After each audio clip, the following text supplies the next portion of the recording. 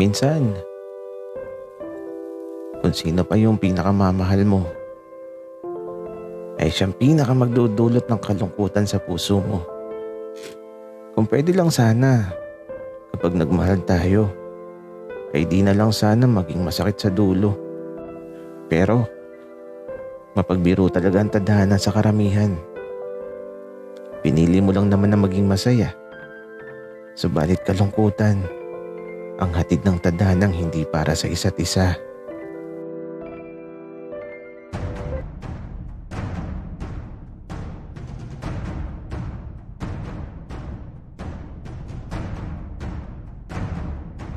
Kaibigan, huwag mong kalimutan mag-subscribe sa aming channel at huwag din kalimutan i-click ang notification bell at subscribe button. Subscribe na!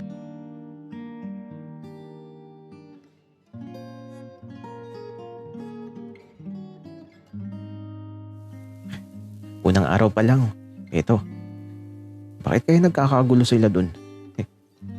May tumpukan na may ingay kaya ito. Nakisilip ako. Medyo chismoso ako eh. Pataba, pagkakita ko sa mga pinagkakaguluhan nila, medyo natuwa lang ako. Kasi naman yung isa, may dalang posporo na puro gagamba ang laman. Nakakamiss tuloy sa kagubatan. Madaming gagamba sa amin eh. Lalo na sa bundok. Yung iba nga, kasing laki ng mga palad ko. Pero teka lang. Ito na yata yung magiging professor namin. Kaya ito, di na ako nakabalik dun sa sulok na inuupuan ko kanina. Andito na ako sa tabi ng magugulo.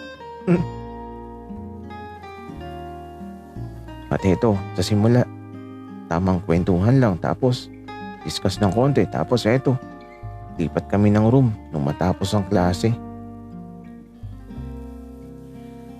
Magkakasama lang kaming naglalakad sa pasilyo. Tapos eto, di ko alam kung saan kami patungo. Basta, nakasunod lang ako sa kanila. Halos yung babae, nasa unahan lahat.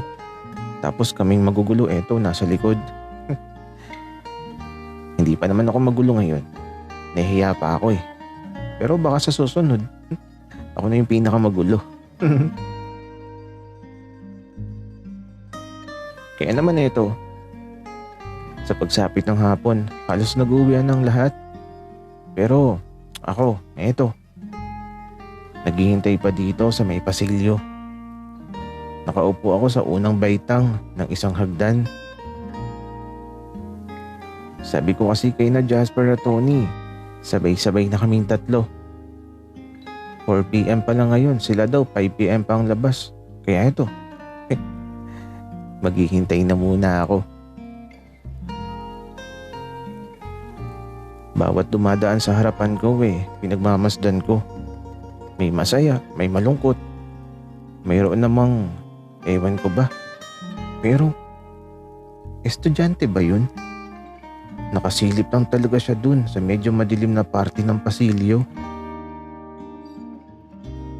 Kanina pa siya nakasilip. Tapos ako ata yung pinagmamasdan niya. Nang titrip ata. Kaya ito, tumayo ako at lalapitan ko. Kaso parang nagtago. Pero lumapit pa din ako. Kaso, nawala na siya. Grabe, sino kaya yun? Tapos humangin ng napakalamig. As in, ang lamig ng hangin na parang may bumubulong sa hangin. At bigla na lang akong kinilabutan. Kaya ito, tumakbo ako. Subalit sa bawat pagakbang ko, tila ba di ako makaalis sa kinatatayuan ko. Tapos yung nagtatago kanina, bigla na lang dumabas. At dahang-dahang papalapit sa akin. Nakakatakot siya. Kasi naman, ang sama ng tingin niya sa akin. Kaya ito, di ko malaman ang gagawin ko. Kaya nang paglapit niya, halos isang dangkal na lang yung lapit niya sa akin. Tapos, bakit ganito? Ang lamig niya. Sobrang lamig. Hindi ko naman siya hinahawakan. Pero ramdam na ramdam ko na sobrang lamig niya. Tapos bigla niyang hinawakan yung dibdib ko na tila ba dinama ang pagtibok ng puso ko. Tapos ayun, tumalikod na siya at naglakad na papalayo hanggang sa mawala na siya sa paningin ko.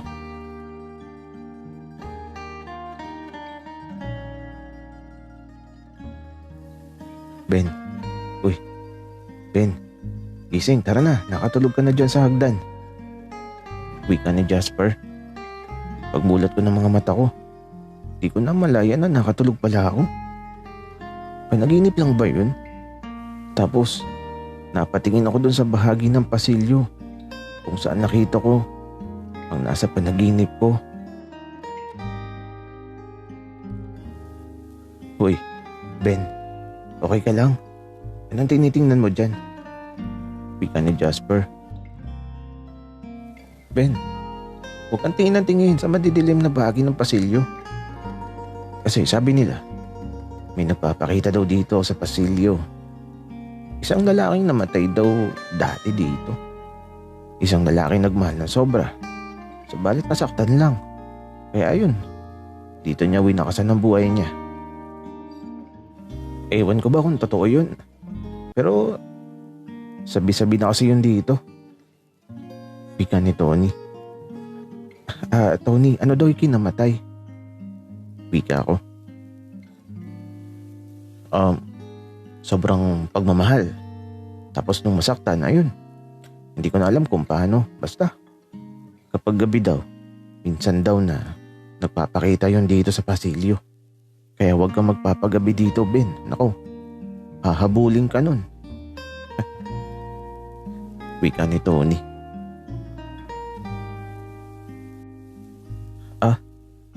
Ganun ba? Wika ko. Naisip ko tuloy bigla. Baka yun ang napanaginipan ko. Ben, tara na. Huwag kang maniwala dyan kay Tony. Kwentong barbero lang yun. Wika ni Jasper. Kaya ito, naglalakad na kami sa pasilyo. Pauwi na kami. At karamihan sa bahagi ng pasilyo ay madilim na. Malakas kasi ang ulan sa labas, kaya siguro madilim na. Tapos eto, sa dadaanan namin, yung nakita ko sa panaginip ko. Ayun siya nakatayo dun sa dadaanan namin. Kaya ito, pinikit ko na lang yung mga mata ko. Tapos, humawak ako sa balikat ni Jasper. Natatakot talaga ako. Baka yun talaga yung kwento ni Tony. Naku naman, bakit sa akin nagpapakita yun? Nakakatakot tuloy. Kaya nung makalabas kami ng campus, grabe, nakahinga na ako ng maluwag. Tapos eto, diretso uwi sa bahay. Nagluto ng ako kaagad pagkarating namin. Gusto ko nga sanang ikwento sa kanila nakita ko. Kaso baka matakot sila. Kaya itatago ko na lang siguro. Pero bakit kaya humawak sa dibdib ko yung nilalang na yun? Bakit kaya? Ay naku, hindi ko na nga lang papansinin. Kaya eto, sa pagsapit ng gabi, nagluto na lang ako ng kakainin namin. Gulay pa din. Madami kasi talaga akong dala na gulay. Di pa din nauubos hanggang ngayon.